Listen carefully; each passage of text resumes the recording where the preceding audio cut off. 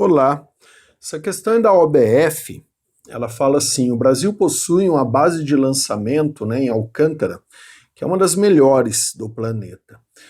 E ela está praticamente na linha do Equador, né? Qual a vantagem? Então, por que que a base brasileira é uma das melhores do planeta? Então, isso é sempre perguntado, viu? Em questões, né? Então, vamos lá. Olhando a Terra aqui de cima, né? Tá aqui o Polo Norte. Você pode imaginar que a Terra é um grande disco, né? Ela está girando aqui, ó, ao redor do seu centro, que eu vou imaginar aqui. Se você pegar o equador terrestre, ó, tá aqui, né? Ele vai ter uma velocidade de rotação. Que daí eu vou colocar aqui velocidade 1, né? Do equador. Qualquer ponto que não esteja no equador, ele vai estar mais próximo do eixo de rotação, como por exemplo esse ponto aqui, ó. Então, imaginando um disco único de rotação, ó, esse ponto azul ele tem um raio, que eu vou chamar de raio 2, e o ponto vermelho, que é o, né, que está no equador, também tem um raio, que eu vou chamar de raio 1.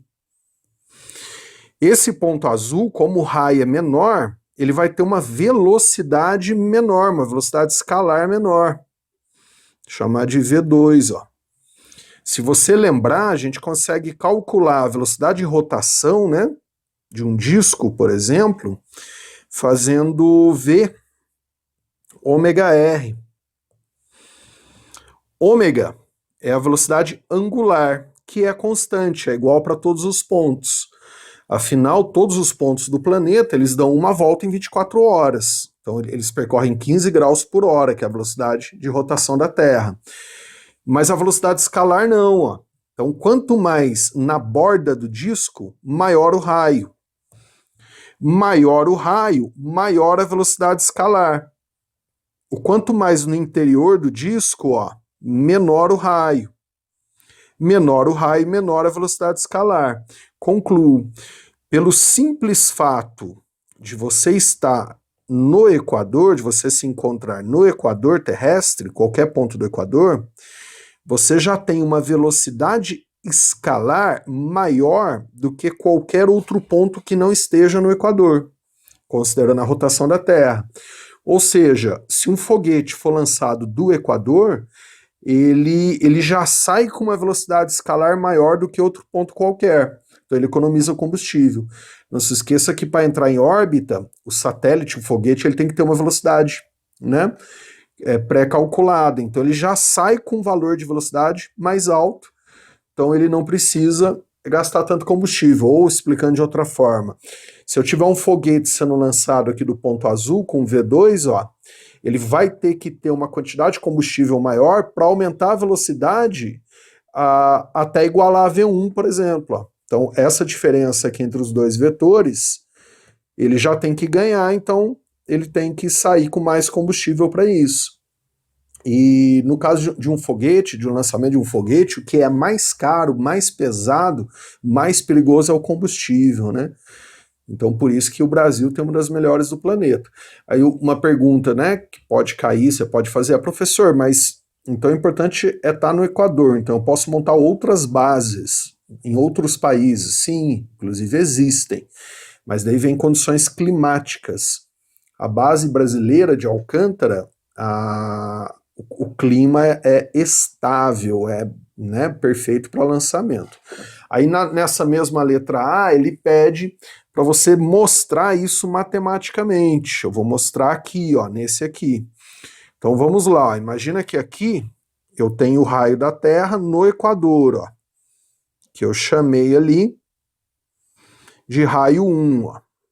Então aqui eu estou no Equador terrestre, né, ó, ele sai aqui com uma velocidade que eu vou chamar de V1.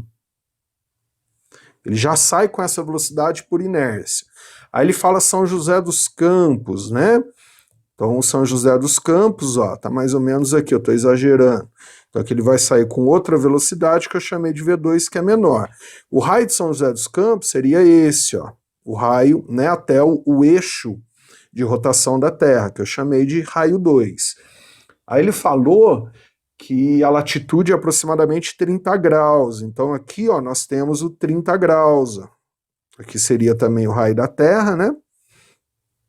Que é o raio 1, né? Raio 1 seria o raio da Terra no Equador. Então aqui, ó, você tem um ângulo aqui de 30 graus. Aqui, né? Aí o 30 graus pode medir aqui, ó, ou aqui que é o terno interno, tanto faz, né? Então concluo, o raio 2, ó, o raio 2 vai ser igual ao raio 1 cosseno de 30 graus, ó, né? Então se eu pegar o raio 1 aqui, ó, que é o raio da Terra, que equivale ao raio no Equador, e fizer raio 1 cosseno de 30, eu tenho esse lado aqui do triângulo, né, ó, que equivale ao raio de São José dos Campos, ó, que eu fiz aqui em laranja, né? Você pode imaginar um triângulo fechado aqui, né? Então ali, ó, 30 graus, raio 1, raio 2, vai ficar raio 1 cosseno de 30. E aí, como eu escrevi anteriormente, eu posso calcular a velocidade 1 fazendo ômega R1. Velocidade 2, eu posso fazer ômega R2. O ômega é igual, que é a velocidade angular da Terra. Todos os pontos da Terra executam uma volta em 24 horas. Então aí aqui, ó, eu consigo igualar as duas velocidades, percebeu? Então eu consigo colocar aqui, ó, no lugar de raio 2, ó, então vai ficar velocidade 2, vai ser ômega, aí no lugar de raio 2, raio 1, cosseno de 30, né? E ômega raio 1, ó, é a velocidade 1. Então a gente vai ter assim, ó, velocidade 2 igual a velocidade 1 cosseno de 30. Concluo a velocidade 2 em São José dos Campos, a velocidade de saída, que a própria velocidade de rotação da superfície do planeta, ela é menor do que a 1, que é no Equador. Na letra B, ele pede com qual velocidade mínima a gente tem que lançar um corpo da superfície da Terra para ele não voltar mais, para ele escapar do campo gravitacional terrestre. E aí ele deu todos os dados, ó, ele deu a constante da gravitação, a massa da Terra e o raio da Terra.